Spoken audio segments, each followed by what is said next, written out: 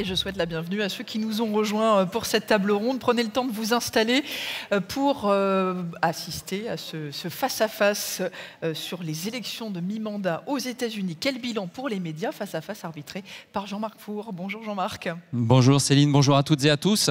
Et bonjour à ceux qui nous suivent aussi via les réseaux numériques. Deux invités avec nous. Mélissa Bell, bonjour. Bonjour. Correspondante de CNN à Paris, mais pas uniquement en France. Aussi, vous êtes appelée à circuler beaucoup dans le monde et en Europe. Je crois que vous allez repartir en Ukraine prochainement. Et Ketevan Gorgestani, bonjour. Bonjour.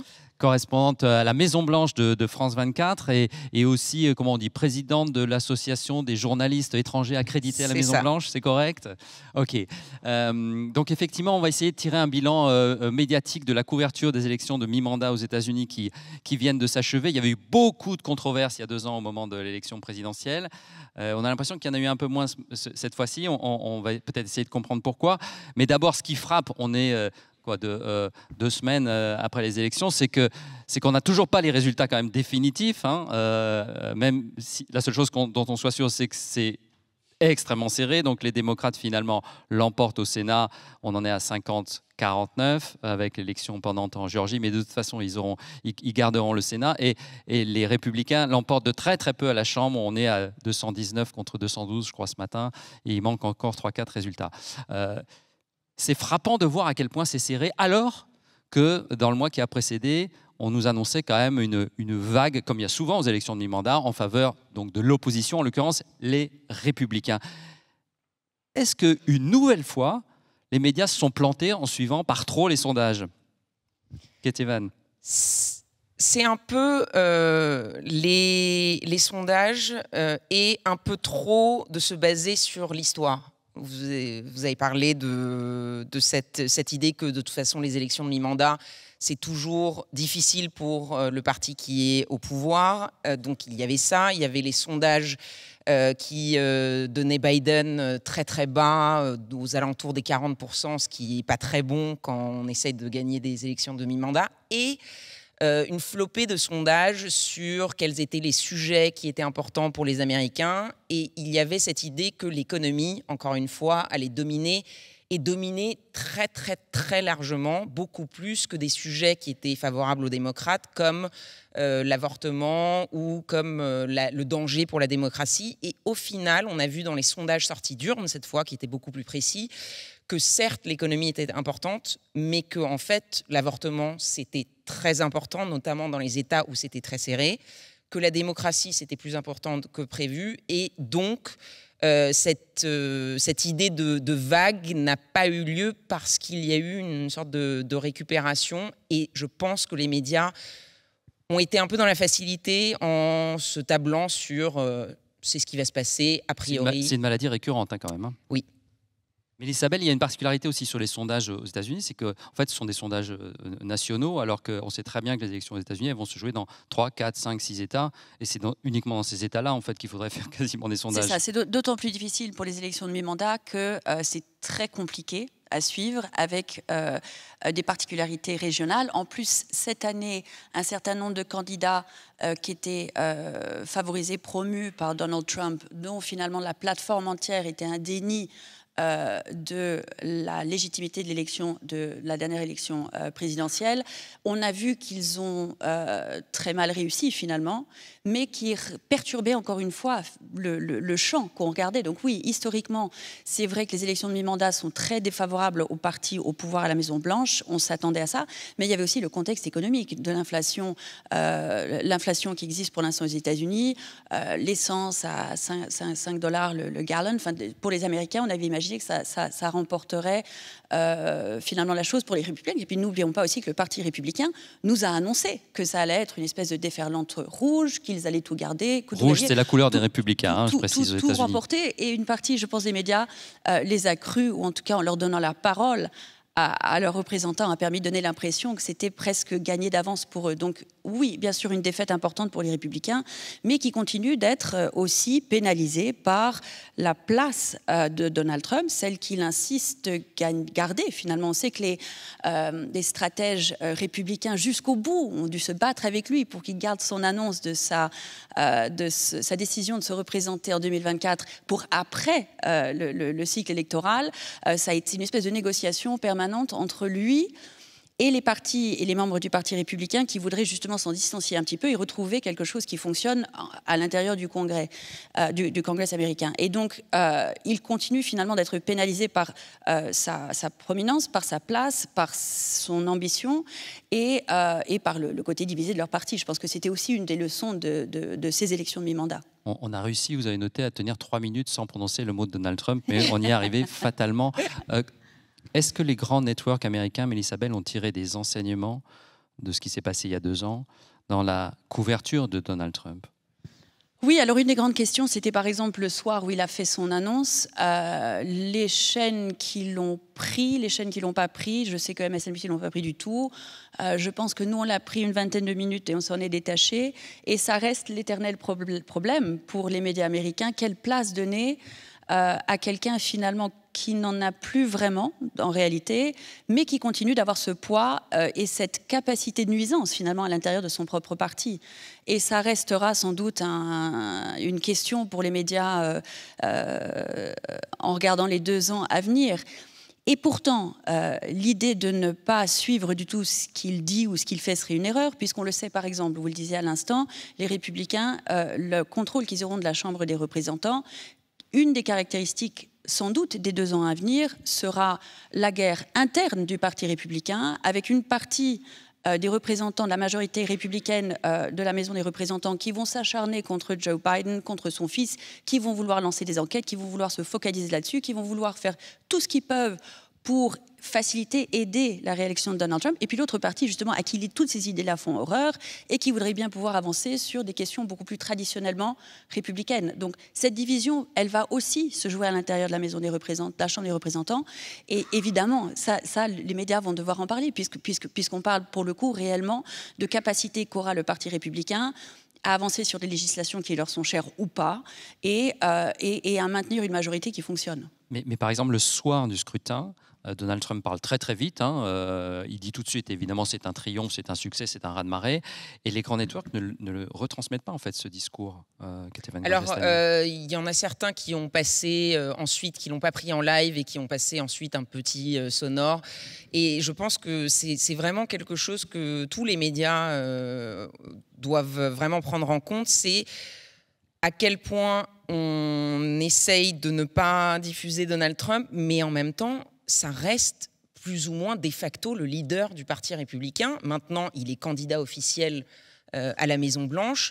C'est aussi un problème pour les médias de ne pas en parler, parce que ça veut dire censurer quelqu'un qui est officiellement candidat et qui est pour l'instant le seul candidat, et probablement, même s'il y en a d'autres, un des 3 possibles nommés pour le Parti républicain. Donc, c'est sûr que c'est toujours un débat de savoir comment le diffuser, sachant aussi qu'il dit beaucoup de choses qui sont fausses et que derrière, ça veut dire faire le travail de décortiquer, de dire ça c'était complètement faux, ça c'était pas complètement faux. Donc ça demande un travail supplémentaire aux médias, qui est toujours un peu compliqué quand on est dans le feu de l'action.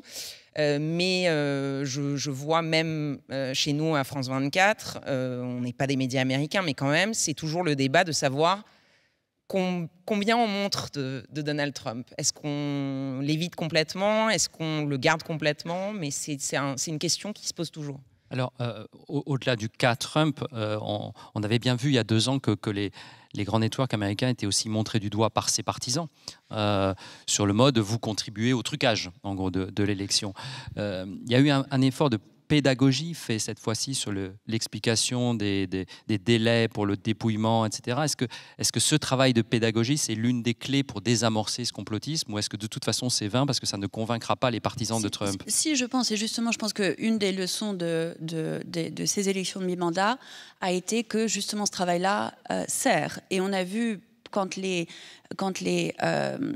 décomptes ont commencé, il y avait plusieurs cas où les supporters de Donald Trump se sont saisis de ce qui paraissait être des irrégularités ou des fake news ont été propagées en disant voilà telle ou telle chose se passe à Détroit.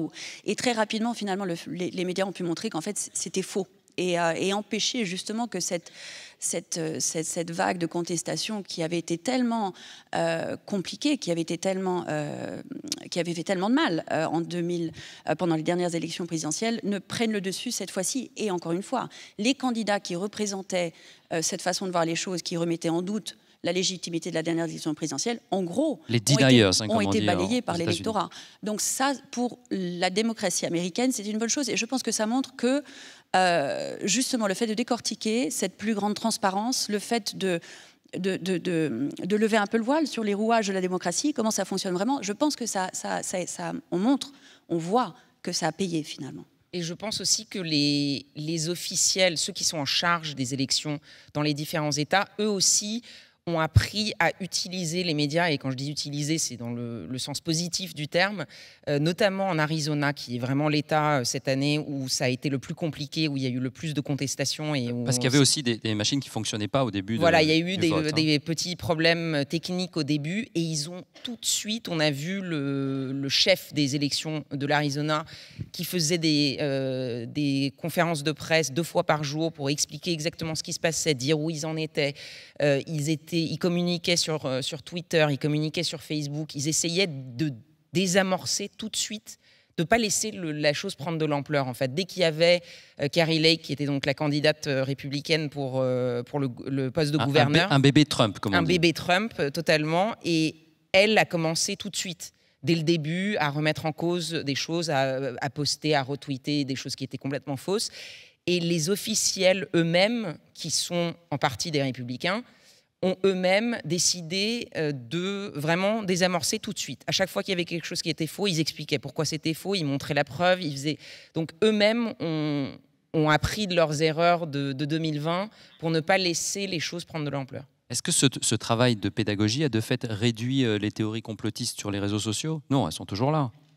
Elles sont toujours là, mais je pense que ce qu'on a vu avec ce scrutin, c'est que ça se traduit peut-être moins en pagaille électorale, et ça se traduit moins, en tout cas, en succès pour ceux qui avancent ces théories complotistes en se présentant au scrutin. Mais bien sûr, ça continue avec toutes sortes d'inquiétudes maintenant aussi sur ce que tous les changements à Twitter vont vouloir dire pour la capacité de cette énorme plateforme à faire un peu des vérifications, des distinctions entre le vrai et le faux, essayer de montrer par plus de transparence et par des mécanismes qui étaient en place mais qui sont maintenant remis en cause, qui permettent d'éviter que trop de choses entièrement fausses soient propagées. Mais bien sûr, ça continue, bien sûr. Et le fait que les candidats soient présentés montre que ça reste un réel danger. Et ça continuera. Mais encore une fois, le débat, je trouve, cette fois-ci, a montré que depuis le 6 janvier, notamment, il y a eu aussi, je pense, une prise de conscience de où pouvait mener justement ce discours-là. Et pour beaucoup d'Américains, et de républicains notamment, une prise de conscience qu'il y avait une conclusion logique à ce type de discours qui était totalement antidémocratique et anti-américain. Et je pense que ça a rééquilibré un petit peu la donne. En tout cas, il me semble que c'est une des leçons de ce Et ça touche les électeurs dits indépendants, qui sont aussi, on en parle rarement, mais qui sont quand même un point important, qui font basculer un certain nombre d'élections, qui ils sont sensibles à cette question de la démocratie. Je pense que ça a joué le plus sur eux. Parce que si on prend globalement, les démocrates, ils sont déjà... les républicains, il y a quand même une base d'une 30aine de % qui sont Trump et remise en cause des élections et qu'on ne fera probablement pas trop bouger. Et effectivement, les indépendants qui, souvent, dans les élections de mi-mandat, ont tendance à switcher vers le parti qui n'est pas au pouvoir, là, il y a eu un rééquilibrage total et je pense que le sujet de la démocratie a été le point clé. Parce que eux, s'ils votent républicain, c'est du républicain traditionnel, c'est les questions économiques, c'est pas la remise en cause de la démocratie américaine. Et ça, je pense que ça les a touchés, eux, plus que tous les autres. On va prendre évidemment quelques questions dans la salle, rassurez-vous dans un instant, mais comme Isabelle, vous avez prononcé le mot de Twitter, fatalement, je me dois de vous poser la question. Est-ce que la prise de contrôle de Twitter par Elon Musk, avec un certain nombre de décisions, on va dire, très controversées depuis qu'il a pris ce contrôle il y a 2-3 semaines, la réautorisation du compte de Donald Trump avant-hier, est-ce que tout cela pour vous est une source d'inquiétude? Et je vais aller un peu plus loin dans la question. Est-ce que pour vous le danger c'est Trump ou c'est Musk? C'est une bonne question. Je pense que c'est ce qui est en train de se passer pour Twitter, tout d'abord, en termes des médias et des plateformes américaines, ça présage aussi des énormes changements qu'on va voir un peu partout parce que les revenus sont ce qu'ils sont, parce que pour tous les médias américains et toutes les plateformes américaines, il y aura certainement de gros changements et on le sait, de perte d'emploi. C'est un paysage qui est en train de se transformer complètement et qui continuera de se transformer dans les mois et dans les années à venir. Pour ce qui est de Twitter tout particulièrement, ce qui est fou, c'est que cette plateforme, cet algorithme finalement par lequel le monde réfléchissait, a été aussi rapidement impacté. Ça a été un choc énorme, avec bien sûr des conséquences sur comment continuera le débat politique, comment continueront les échanges, puisqu'il n'y a pas tellement d'alternatives pour l'instant. Mais bon, pour l'instant, ce sont des questionnements et on verra jusqu'où ça ira. Mais je pense que le choc a été énorme. Pour ce qui est du compte de Donald Trump, c'était bien sûr après le 6 janvier que la plateforme l'avait interdit. Maintenant, ça sera intéressant de voir justement quelle est sa capacité de nuisance en retrouvant cette plateforme qui lui avait été tellement importante pour propager ces fausses informations et pour promouvoir sa carrière politique. Et annoncer ses décisions, tout simplement, virer un collaborateur, etc. Enfin. C'est ça. Et donc, quelle sera aujourd'hui, encore une fois, donc il y a ce qui se passe avec la plateforme elle-même, et puis avec, comme vous disiez, des vérifications qui vont changer, des systèmes qui vont permettre à plus de fausses infos d'être propagées. Puisqu'un bon nombre des licenciements sont faits justement dans les parties Twitter qui étaient là pour essayer de faire en sorte que le vrai soit séparé du faux. Et puis, après, quelle sera la place de Donald Trump? C'est aussi une question de quelle est sa place dans le dialogue national, dans le paysage national. Aujourd'hui, post-6 janvier, post-élection de mi-mandat qui ont été assez catastrophiques de son point de vue en termes de sa capacité à mener le parti et à mobiliser l'électorat. Il aura sa place sur Twitter. Est-ce qu'elle sera aussi forte et aussi puissante qu'elle l'était, malgré le fait qu'on enlève ces garde-fous? Je ne sais pas. Et c'est une question vraiment intéressante, je pense. Et je rajouterais, puisqu'on parle du bilan des médias, est-ce que les médias auront appris aussi, vont changer la façon dont on couvre les commentaires de Donald Trump sur Twitter? Parce que pour avoir été à Washington en tant que correspondante pendant qu'il était sur Twitter et après qu'il ait quitté Twitter, il y avait quand même une réaction de tous les médias qui était que dès qu'il tweetait quelque chose, ça faisait les news. Donc on m'appelait parce qu'il tweetait très tard dans la nuit. Et à 23h, c'est Donald Trump a annoncé une guerre je ne sais pas où, et on était vraiment dans la réaction. Il a continué à le faire un peu sur sa plateforme Truth Social. Mais on ne l'a pas couvert. Alors qu'il était toujours là et qu'il faisait toujours des déclarations sur Truth Social, mais il y avait un côté, tout le monde n'y est pas, donc on fait semblant que ça n'existe pas.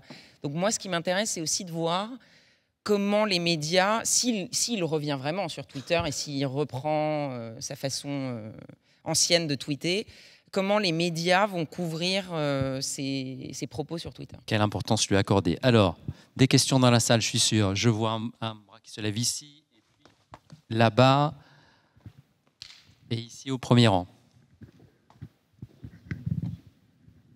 Allez-y, monsieur. Merci. Et après, ça sera là-bas, à droite, je vois. Merci beaucoup. Donc moi, j'avais une question pour continuer sur les réseaux sociaux de façon plus générale. On avait vu en 2016 le Cambridge Analytica, comment déjà les réseaux sociaux avaient mis en danger la démocratie américaine. On le voit encore aujourd'hui avec Twitter. Est-ce que enfin, les politiques américaines, c'est-à-dire les républicains et les démocrates, prennent conscience de ce danger des réseaux sociaux et de l'influence qu'ils peuvent avoir sur la démocratie en général? C'est une bonne question. Ils ont été tellement récalcitrants à légiférer dans tout ce qui était les GAFAs, parce que longtemps, ça a été une des grandes points de division, bien sûr, entre les États-Unis et l'Europe, que pour les Américains, ça devait rester quelque chose, une espèce de Wild West où tout était possible, et les Européens avaient vu depuis longtemps, je pense qu'il y avait pas simplement au niveau des impôts, mais aussi de la réglementation qui était nécessaire pour avoir des garde-fous, justement parce qu'on parle de démocratie. Je pense que tout doucement, les Américains s'y dirigent beaucoup plus qu'avant, justement parce qu'ils ont été victimes eux-mêmes de tout ce qui peut être, de tout ce qui peuvent en être les conséquences. De là à traduire ça en réglementation plus ferme, pour l'instant, ce sont eux qui se régulent. On le voit avec Elon Musk, tout ça peut être balayé d'un revers de main aussi. Donc, sans doute, c'est du pouvoir qui reste entre leurs mains, mais qui est de plus en plus, je pense, remis en question par la classe politique américaine. Et je pense que ce qui vient de se passer avec Elon Musk, pour ceux qui étaient encore un peu récalcitrants sur le fait qu'il faut peut-être mettre quelques garde-fous à ce système de Twitter particulièrement, là, ça commence à montrer réellement ce qui peut se passer. Je pense que ça peut-être être le truc qui pousse vraiment les politiques à peut-être essayer, en tout cas essayer d'agir. Est-ce qu'ils vont réussir ? Ça, c'est autre chose, mais de se rendre compte que là, on a concrètement l'exemple de ce qui peut se passer s'il n'y a pas de garde-fou. Alors, une autre question là-bas. Oui. Allez-y. On a vu les prédictions des médias s'avérer fausses en 2016, en 2020, puis en 2022. Et si j'élargis un peu aussi au Brésil avec Bolsonaro la première fois et la seconde, où il a fait un score quand même beaucoup plus élevé que ce qu'on avait prévu, et même aux législatives françaises, où le Rassemblement national a quand même eu 89 députés quand on leur annonçait une petite trentaine. Est-ce que tout simplement les outils des médias traditionnels pour prédire et anticiper les résultats des élections ne sont pas tout simplement obsolètes?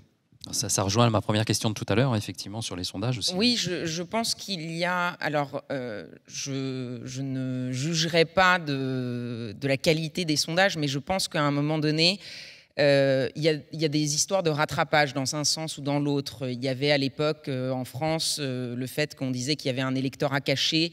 Donc, il y avait des ajouts sur la réponse Front National.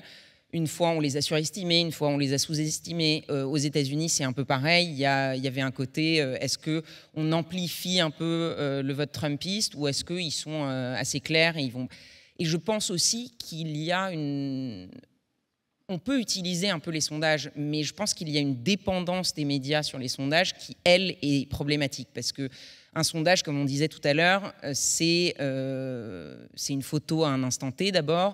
Et puis, c'est une sélection quand même, si on parle d'un pays comme les États-Unis de 330 millions d'habitants, même les gros sondages, ça reste quelques milliers. Donc, juste techniquement, même le meilleur des sondages ne peut pas vraiment prendre en compte les spécificités d'une personne, d'un État, d'une ville.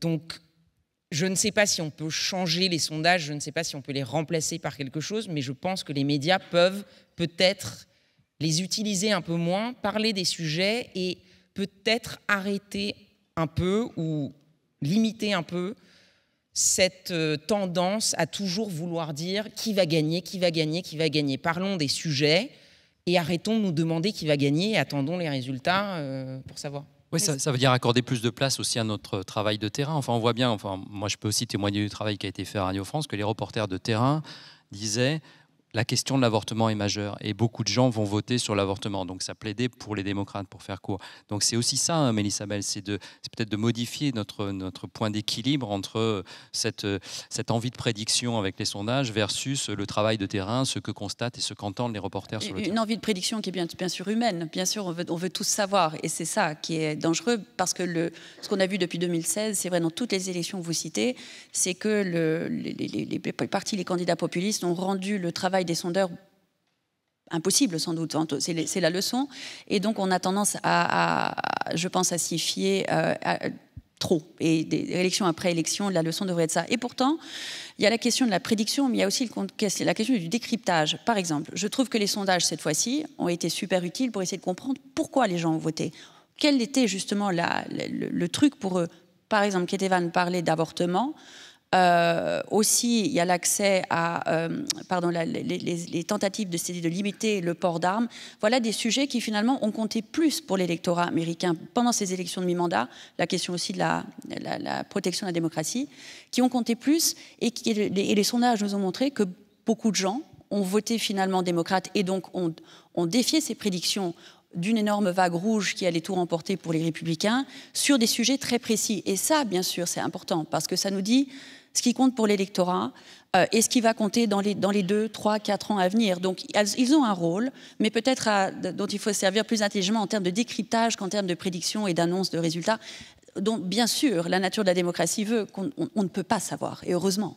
Et d'ailleurs, les sondages sur tous les thèmes qui sont importants pour les électeurs, quand on compare les sondages avant les élections et les sondages sortis d'urne, on voit, par exemple, l'avortement, c'était le double. Donc on voit que les sondages sortis d'urne sont quand même des sondages beaucoup plus précis et fiables que les sondages 3 semaines avant sur des gens qui n'ont encore pas décidé s'ils allaient voter ou pas voter. Donc c'est vrai que pour analyser, c'est très utile. Peut-être qu'il faudrait qu'on limite un peu en amont. Et donc, on va se souhaiter bon courage pour la couverture des élections américaines dans 2 ans. Merci beaucoup, Mélissa Bell, Ketevan Gorgestani. Merci beaucoup. Merci. Et merci à vous, Jean-Marc Four. Merci à tous les 3 pour ce face-à-face. Restez avec nous. Il y a une autre table ronde qui va commencer dans quelques instants, des médias de plus en plus inclusifs. C'est la question qui sera posée et à laquelle on essaiera de répondre. À tout de suite.